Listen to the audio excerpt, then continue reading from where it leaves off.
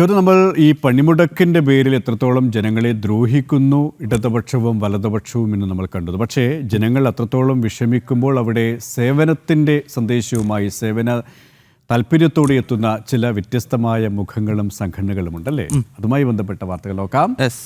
സംസ്ഥാനത്ത് പൊതുപണിമുടക്കിലും സേവനത്തിൻ്റെ ഉദാത്ത മാതൃകയുമായി സേവാഭാരതി. തലസ്ഥാനത്തെത്തുന്ന രോഗികളെ മെഡിക്കൽ കോളേജിലേക്കും മറ്റ് ആശുപത്രികളിലേക്കും എത്തിക്കുന്നതിന് സേവാഭാരതിയുടെ ആംബുലൻസ് സജ്ജമാണ്. രാവിലെ 6 മണി മുതൽ ആരംഭിച്ച സർവീസ് തികച്ചും സൗജന്യമായാണ് സേവാഭാരതി നടത്തുന്നത്. തമ്പാനൂർ റെയിൽവേ സ്റ്റേഷനിൽ നിന്നും പ്രശാന്ത് ശങ്കരമംഗലത്ത് തയ്യാറാക്കിയ റിപ്പോർട്ട് കാണാം. ഈ റിപ്പോർട്ടോടെ ഈ ബുള്ളറ്റിൻ ഇവിടെ പൂർണ്ണമാവുകയാണ്. അല്പസമയത്തിനകം തന്നെ ഇത് കഴിഞ്ഞ് വിനോദ് ചേരും. നമസ്തേ.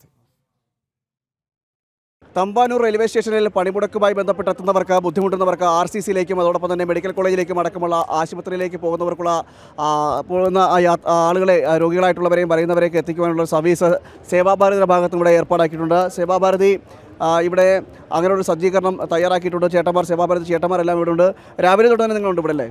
രാവിലെ തൊട്ട് ഇവിടെ ഉണ്ട് ചേട്ടാ. നമ്മൾ ഏകദേശം 6 മണിയോടുകൂടി സർവീസ് തുടങ്ങിയാണ്. ഏകദേശം ഒരു 10-20ഓളം സർവീസുകൾ മേലെ, ഒരു വണ്ടി 20 സർവീസിന് മേലെ നടത്തിക്കുന്നത്. നമ്മുടെ 5 വണ്ടികളാണ് ഇന്ന് സർവീസിലുള്ളത്. ഫ്രീ ആയിട്ടാണല്ലേ? തികച്ചും ഫ്രീ ആയിട്ടാണ്. നമ്മുടെ എല്ലാ ഹോസ്പിറ്റലിലേക്കുള്ള സർവീസ് ഇവിടെ നിന്നുണ്ട്. ഏതൊക്കെ സ്ഥലങ്ങളിലേക്കാണ് സർവീസ് നടത്തുന്നത്?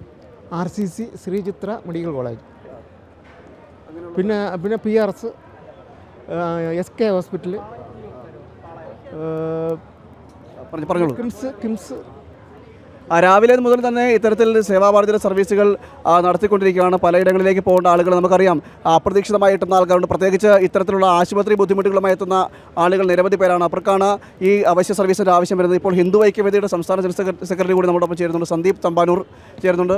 സേവാഭാരതിയുടെ ഒരു പ്രവർത്തനം വളരെ ശ്ലാഘനീയമാണെന്ന് നിരവധി പേര് പറയുന്നുണ്ട്. അതോടൊപ്പം തന്നെ രാവിലെ മുതൽ തന്നെ സേവാഭാരതിയുടെ ആംബുലൻസ് സർവീസുകൾ ഇപ്പോൾ തന്നെ നിലവിൽ തന്നെ 3 ആംബുലൻസുകൾ ഇവിടെ ഉണ്ട്. അങ്ങനെ സർവീസ് നടത്തിക്കൊണ്ടിരിക്കുകയാണ്. തീർച്ചയായിട്ടും സേവാഭാരതിയെ സംബന്ധിച്ചും നമ്മുടെ സമൂഹത്തിൽ ഏത് ആപത്ത് വന്നാലും അതിന് ഏറ്റവും മുൻപന്തിയിൽ വന്നതുകൊണ്ട് ആ ബുദ്ധിമുട്ട് പരിഹരിക്കുക എന്നുള്ളതാണ് സേവാഭാരതിയുടെ ആത്യന്തികമായ ലക്ഷ്യം.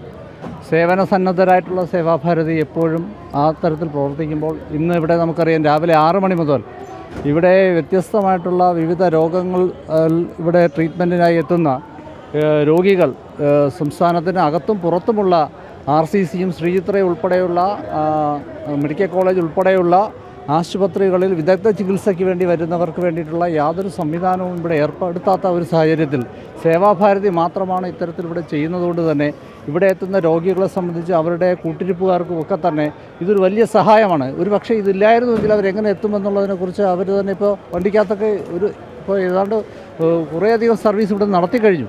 അപ്പോൾ ഇത്തരത്തിൽ സേവാഭാരതി ഇത്തരത്തിൽ മുന്നോട്ട് വരുന്നതുകൊണ്ട് രോഗികൾക്ക് വളരെയധികം ഒരു പരിഗണന കിട്ടി അവർക്ക് എത്താൻ പറ്റുന്നുണ്ട്. ചില രോഗികളൊക്കെ തന്നെ വളരെ അവസരായവരാണ് ഇവിടെ വരുന്നത്. അപ്പോൾ ആ സേവാഭാരതിയുടെ പ്രവർത്തനം എന്ന് പറയുന്നത് ശ്ലാഘനീയമാണ്.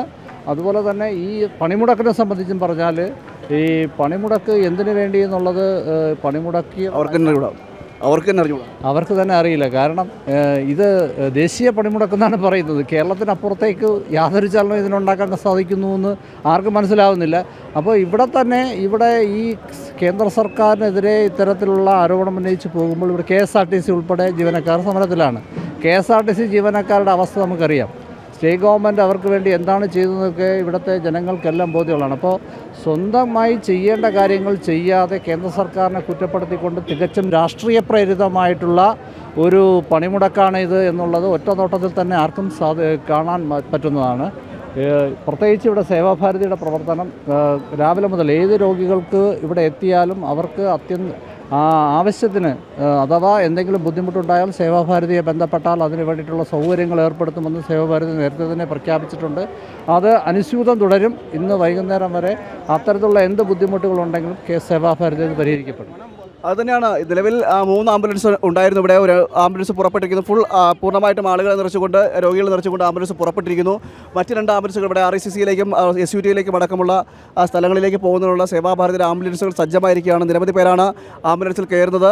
ആശുപത്രിയിലേക്ക് എത്തുന്നതിനുള്ളൊരു പ്രവർത്തകരും അങ്ങനെ തന്നെ ശരീരവും മനസ്സും എല്ലാം മറന്നുകൊണ്ട് തന്നെ ഒരു സാമൂഹിക പ്രതിബദ്ധത എന്ന നിലയിൽ സമാജത്തിന് വേണ്ടിയിട്ടൊരു നല്ല കാര്യം എന്ന നിലയിൽ എല്ലാം പ്രവർത്തിച്ചുകൊണ്ടിരിക്കുകയാണ്. സേവാഭാരതി ആ പേര് പോലെ തന്നെ അക്ഷരാർത്ഥത്തിൽ ഒരു സേവന തൽപരതയോടുകൂടി തന്നെ നിൽക്കുകയാണ്. രാവിലെ മുതൽ ആരംഭിച്ച സർവീസുകളാണ്. തികച്ചും നമുക്കറിയാം ഈ ഒരു സമയത്ത് തികച്ചും ഫ്രീ ആയിട്ട് തന്നെയാണ് യാത്രാ സൗകര്യം ഒരുക്കി കൊടുക്കുന്നത്. യാത്രാ സൗകര്യം ഒരുക്കി കൊടുത്തുകൊണ്ട് ജനങ്ങളെ എത്തിക്കേണ്ട, പ്രത്യേകിച്ച് രോഗം കൊണ്ടും ദുരിതം കൊണ്ടും ദുഃഖം കൊണ്ടും ഒക്കെ വളയുന്നവർ, ആശുപത്രിയിൽ എത്തുന്നവരെയൊക്കെ ആ രോഗികളെ തികച്ചും ഫ്രീ ആയിട്ട് തന്നെ യാത്ര ചെയ്ത് ലക്ഷ്യസ്ഥാനത്തേക്ക് എത്തിക്കുക, അതിനുവേണ്ടിയുള്ളൊരു പ്രവർത്തനങ്ങളുമായിട്ട് തന്നെ സേവാഭാരതി മുന്നോട്ട് പോയിക്കൊണ്ടിരിക്കുകയാണ്.